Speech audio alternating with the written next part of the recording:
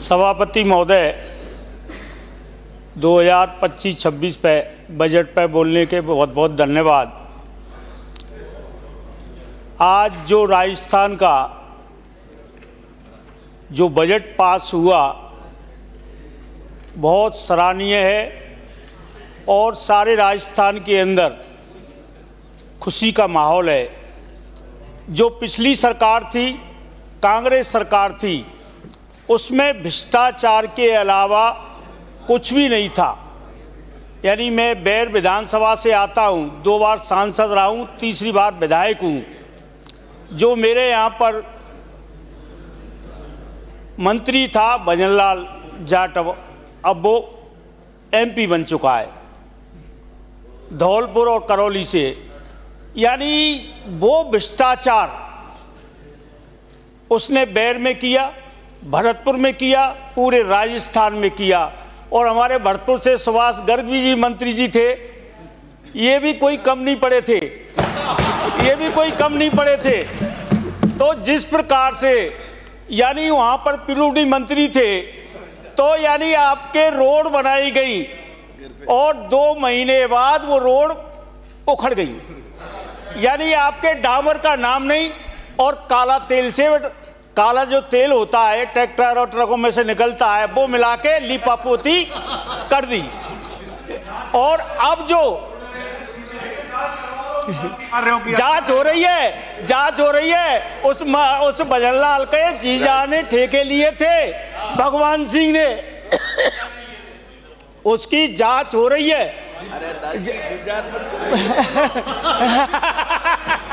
उसकी जांच हो रही है। तो मेरा माननीय सभापति जी, जिस प्रकार से जो भ्रष्टाचार कांग्रेस सरकार ने किए थे, चाहे तो एसडीएम के पास चले जाओ, चाहे तहसीलदार के पास चले जाओ, चाहे थानेदार के पास चले जाओ, चाहे एसपी के पास चले जाओ, बिना यानी पैसे दिए कोई काम नहीं होता था।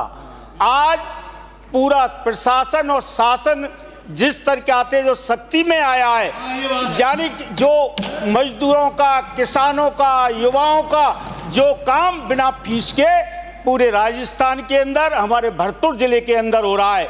तो सभापति जी महोदय, हमारे जो भजनलाल जी शर्मा जी माननीय मुख्यमंत्री जी बने, एक कार्यकर्ता थे और भरतपुर के लाल हैं। यानी उन्होंने जमीनी स्तर पर देखा हुआ है कार्यकर्ता ने, क्या गरीब का दुख होता है, क्या किसान का दुख होता है। उसी प्रकार हमारे माननीय मुख्यमंत्री जी काम कर रहे हैं। कांग्रेस की सरकार में मैं एक बात कहना चाहता हूं अलग से, यानी जो सब सदस्य बोले हैं, जब कांग्रेस की सरकार थी तो यानी आपके जो कोई भी पेपर होता, और पेपर होने से पहले ही लीक हो जाता था। और आज रीट क्या भी परीक्षा हुई है, उससे पहले भी परीक्षाएं हुई हैं, कोई हमारी सरकार में कोई पेपर लीक नहीं हुआ। और एक बात और बताना चाहता हूं, यानी आपके पूरे राजस्थान में और भरतपुर में ढोल नगाड़े बाजे वाले भूखे मरने लग गए थे, क्योंकि वो लड़के थे आस में बैठे थे, हमारी नौकरी मिलेगी, हमारी शादी होगी, मगर ओवरेज हो गए और वे कुआरे ही रह गए, रड़ुआ ही रह गए। उनका बेचारे का ओवरेज होने के कारण शादी नहीं हुई। ये कांग्रेस वाले हैं नहीं यहाँ पर, अब शादी हो रही है। अब यानी इस सीजन में जब से हमारी सरकार बनी है, भजनलाल जी की सरकार बनी है, हम गांव में शादियों में जाते हैं, एक आदमी के लिए, एक लड़की के लिए कन्यादान देने के लिए, और वहाँ 10 जगह ढोल नगाड़े बाजे बजते मिलते हैं। इस तरीक़ा से शादियाँ हो रही हैं। तो वो युवा आज भजनलाल सरकार को यानी इतनी प्रशंसा कर रहे हैं, ये साहब दोबारा से ढोल नगाड़े बजने लग गए। और जो दोबारा से जो मैरिज हॉल थे, वहाँ पर भी सन्नाटा छा गया था। यानी वो भी बेचारे भूखे मरने लग गए थे, क्योंकि शादी नहीं होंगी तो मैरिज हॉल में कौन जाएगा। नौकरी उनको मिली नहीं, शादी उनकी हुई नहीं। तो इस प्रकार से कांग्रेस ने हमारे यहाँ तो यानी पहले ही लड़ुआ बहुत रहते हैं, क्योंकि जाटों का इलाका है, गुजरों का इलाका है, और उससे भी ज़्यादा लड़ुआ 5 साल में रह गए हमारे यहाँ भरतपुर में। तो यानी भजनलाल सरकार आई है तो शादियाँ होने लग गई हैं। बड़ी खुशी की बात, पूरे राजस्थान में और भरतपुर जिले में ये लोगों में उत्साह है। और माननीय सभापति जी जिस प्रकार से आज जो सरकार हमारी काम कर रही है, और सरकार बिल्कुल ईमानदारी से अधिकारी काम कर रहे हैं, और उस टाइम पे तो यानी जो कहीं भी मजिस्ट्रेट पे जज पे जाते ना, आंखों की पट्टी बंदी रहती है, तो वहां पर सभी मंत्रियों के और सभी अधिकारियों के पट्टी बंदी हुई होती थी। आज कोई पट्टी नहीं बंदी हुई है, खुली हुई है, कोई पट्टी नहीं बंदी हुई है। आज कोई भी गरीब आदमी कोई भी काम कराने के लिए कहीं जाएगा तो उसका सीधा काम होगा। जिस प्रकार से आज राजस्थान सरकार जो काम कर रही है वो काम सराहनीय है। आज यानी 2 बार बजट पास हुआ, 6 महीने हुए पहले बजट को। जिस प्रकार से राजस्थान सरकार ने, माननीय मुख्यमंत्री जी ने जो बजट की घोषणा करी, सभी ये सदस्य बोले, किसी ने ये नहीं बोला होगा हमको कुछ नहीं दिया, सबको मिला, कांग्रेसियों को भी दिया। पर हमारे जब ये कांग्रेस की सरकार थी, कुछ नहीं दिया, इन्होंने कुछ नहीं दिया, और बोलते रहे बेचारे, चिल्लाते रहे। तो गांव में कहावत है सभापति जी, कोई भिखारी जब गांव में भीख मांगने के लिए जाता है तो घर पे जाके बोलता है सीताराम, उसका काम है डेली का, हाँ भिक्षांदेही। 1 बार जाएगा, 2 बार जाएगा, वहाँ कुछ उसके लिए आटा नहीं मिलेगा या गेहूं नहीं मिलेगा, दोबारा उस घर पे नहीं जाएगा, दोबारा उसके घर पे नहीं जाएगा। इसी प्रकार राजस्थान की जनता ने नकार दिया है, चाहे भीख मांगे चाहे सीताराम बोले, तो इनको कोई जनता कबूल नहीं करेगी। इनको जनता ने नकार दिया है, कहीं का भी नहीं छोड़ा।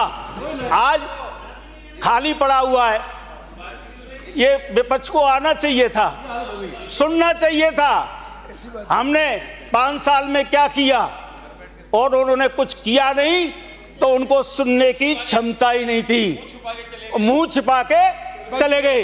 तो माननीय सभापति जी, जिस प्रकार से हम ये कहते हैं हम कांग्रेसी, हमने इतने साल राज किया, आज हमारी डबल इंजन की सरकार है, माननीय नरेंद्र मोदी जी प्रधानमंत्री हैं, उन्होंने देश के लिए आगे बढ़ाने के लिए जो कहते वो करते हैं, और हमारी सरकार जो कहती है वो करती है। यानी आपके जल मिशन के अंदर माननीय वसुंधरा जी की सरकार थी, गौरव पथ बनाए थे, और इन्होंने ठेके दे दिए, और ठेकेदार आधा अधूरा काम करके भाग गए। वो टंकी भरी जा रही है, कोई चुचा रही है, और आपके सारे रोड खुद के पटक दिए, और रोड खुदे हुए ठेका जो होता है उसकी बनाने की गारंटी होती है, और ठेके हो गया और अपना पेमेंट उनको दे चुके।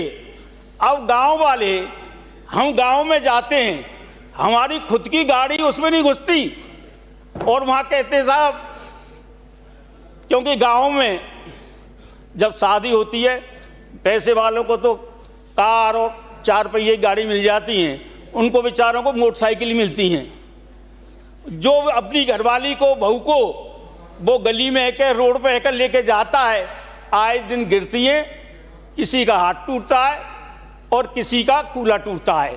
वो स्थिति गांव में हो रही है। तो मैं कांग्रेस राज में जो भ्रष्टाचार हुआ, मैं माननीय मंत्री जी से कहूँगा जो गांव की स्थिति जो खराब है, जो सड़कें खुदी हुई पड़ी हैं, उन ठेकेदारों ने जो भ्रष्टाचार किया, उन अधिकारियों ने भ्रष्टाचार किया, उन पर कार्रवाई होनी चाहिए जो भ्रष्टाचार उन्होंने किया था। इसी प्रकार जो कांग्रेस सरकार ने जिस प्रकार से जो भ्रष्टाचार में डूब गए थे,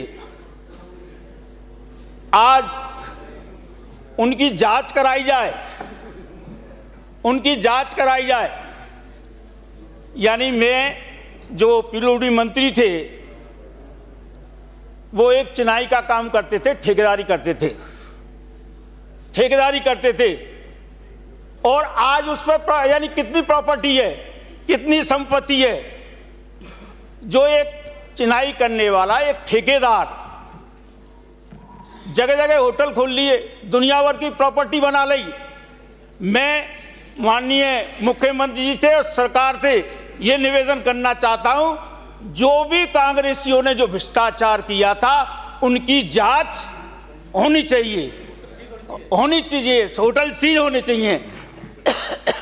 जिस प्रकार से जो आज हमारी सरकार काम कर रही है, बहुत काम अच्छा कर रही है और जो हमारे विधायकगण कमी रह गई है, उसकी भी पूर्ति करें माननीय मुख्यमंत्री जी।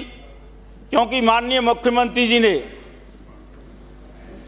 अभी विधायक दल की जो मीटिंग हुई थी सीएम हाउस में, खुद मुख्यमंत्री जी ने कहा था, जो मैंने आपको वो परफॉर्मा दिया है, आपने किसी का बहुत लोगों ने भर के कम दिया है, वो भर के दो। यानी जो हमारे माननीय मुख्यमंत्री जी हैं, वो ये कह रहे हैं मुझसे लो, मुझसे मांगो। ऐसा कोई मुख्यमंत्री मिलेगा आपको? ऐसा मुख्यमंत्री मिलेगा? नहीं। तो कांग्रेस के अंदर हमारे सदस्य या कांग्रेस के सदस्य पीछे डोलते थे मुख्यमंत्री और मंत्रियों के। और जिस प्रकार से हमारे माननीय मुख्यमंत्री जी कह जो आपको दे रहे हैं, तो मेरी तो ये डिमांड है, माननीय मुख्यमंत्री जी ने कल की मीटिंग हुई थी, बाबा मनोहर दास जी हैं, उनकी प्रशंसा करी थी। वो मेरे बैर विधानसभा से ही हैं। उनको मन से कोई दर्शन करने के लिए जाता था तो दर्शन हो जाते थे, और वो बुरे मन से, जैसे कांग्रेसी बुरे मन से ही रहते हैं, तो वो बुरे मन से कोई दर्शन करने जाता था तो पैर कहीं मिलता था और धड़ कहीं मिलता था। वो डर के मारे भगिया थे, बाबा किसी ने काट दिया और मार दिया। तो यानी उसको मन से, यानी कभी गोवर्धन, कभी वृंदावन, तो वहाँ दर्शन नहीं होते थे। तो मेरा ये निवेदन है, उसके मंदिर के लिए, उसके लिए बजट के लिए, उसके लिए बजट दिया जाए। और माननीय मुख्यमंत्री जी ने वो बजट में नहीं था। कितना देना है बजट? मुख्यमंत्री जी ने घोषणा करी थी, वो बजट में नहीं है। हमारे बाबा देव नारायण है, भगवान देव बाबा जहाज के अंदर, और वो लखापत जी के पास वो विभाग है कई, हाँ नहीं बाबा देव, हाँ देव बाबा जहाज। तो वहाँ पर मुख्यमंत्री जी ने घोषणा करी थी, और हम जब भी जाते हैं, हमारे बेडम साहब भी, मंत्री जी भी जाते हैं, और वहाँ पर कई प्रदेशों के लोग आते हैं और लक्खी मेला लगता है। अभी भी 1 महीने बाद मेला लगने वाला है। तो मेरा माननीय मुख्यमंत्री जी से ये निवेदन है, जल्दी से जल्दी वहाँ पर बजट घोषित करके काम चालू कराया जाए, क्योंकि वहाँ यानी लोगों को, यात्रियों को सुविधा मिल सके। और दूसरा मेरा यानी आपके हमारे भरतपुर जिले के अंदर जाटों के 4 गांव हैं और एक गांव मेरे बैर विधानसभा में भी आता है, पथेना। यानी इतना पुराना गांव में जब राजा महाराजाओं का राज हुआ करता था, एक पथेने ने एक राजा महाराजाओं को लगान नहीं दी थी। उन्होंने अपने खुद के हथियार लाके उनकी फौज से लड़े थे। जो गांव लगान नहीं दे सकता राजा महाराजाओं को, उनकी मांग है उप तहसील उस पथेना को बनाया जाए, नहीं तो आगे हमको भी वोट नहीं देंगे। लड़ेंगे क्योंकि सिंसलवार जाट हैं तो वो हमको भी वोट नहीं देंगे, क्योंकि उन्होंने राजा महाराजाओं को लगान नहीं दिया, तो हमको भी फिर नहीं बख्शेंगे। तो माननीय मुख्यमंत्री से ही है, पथेने गांव की और मेरे बैर विधानसभा का मामला है, तो वहाँ जा सुनवाई करें। ये मेरा बजट में वो है। बहुत बहुत धन्यवाद। श्री राम अवतार